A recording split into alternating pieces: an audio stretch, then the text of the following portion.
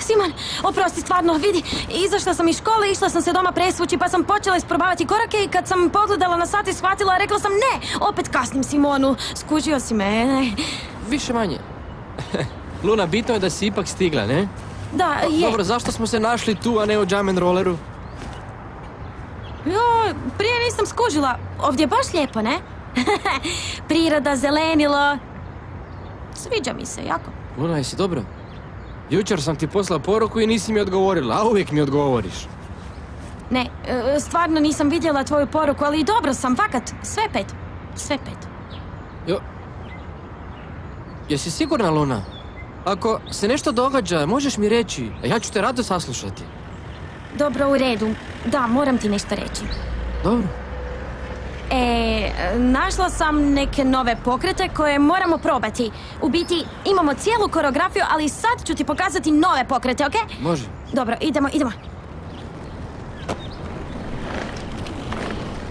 Ajmo ono što znamo.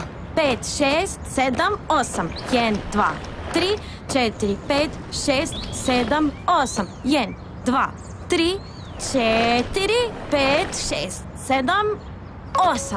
1. I gledaj sad, taj jedan pokret... Oprosti. Što ima? Bok, halo. Baš sada? Wow. Okej, dobro, stižem. Bye. Simon, ajde, čekam te da isprobam ovaj pokret. Luna, oprosti, ali moram ići. Kako misliš moraš ići? Simon, ne možeš ići. Znam, Luna, ali sad su me zvali iz benda i moramo ići snimiti video. Imaju sve spremno, a mislio sam da će im duže trebati. Tako da, oprosti, možemo vježbati poslije? Ne, Simon! Molim te, Luna, kasnije, stvarno moram ići. Ajde, vidimo se. Ne, Simon, tebi Prosti, pričam! Luna! Lunice! Izašla si na sunce? Vježbala si? Mislila sam da smo se dogovorile, ali dobro. Vidim da si odlučila nastaviti s natjecanjem. Trebaš pomoć? Ne, nemoj mi reći, pomoći ću ti, ali samo trenutak, moramo obaviti jedan bitan poziv i onda ćemo vježbati. Bok, kumo, imam ti nešto zanimljivo za ispričati.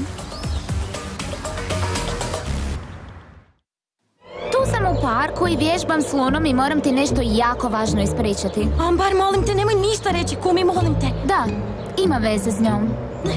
Ambar, preklinjem te. Reći ćeš sve svojoj kumi. Povjerovala si? Što si mislila, da zovem svoju kumu da je sve ispričam? Ne, šalila sam se. Kao i ti malo prije. Šalila si se i nisi zapravo vježbala, jel da? Zar se nismo dogovorile za usluge i da to stoji? Dobro, shvatila sam dobro što želiš. Super. Ništa me ne bi više rastužilo od toga da moja kuma pošalje tebe i tvoje natrag u Meksiko. Ne želim te izgubiti, draga. Vidimo se, može?